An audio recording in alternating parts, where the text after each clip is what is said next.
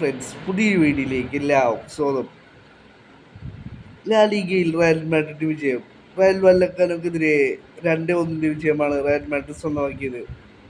മത്സരത്തിൽ ആദ്യം ലീഡെടുത്തത് Real Madrid ആയിരുന്നു. കളിയുടെ 15-ാം മിനിറ്റിൽ തന്നെ റയൽ മാഡ്രിഡ് ലീഡെടുത്തിരുന്നു ഇനീഷ്യസിലൂടെ.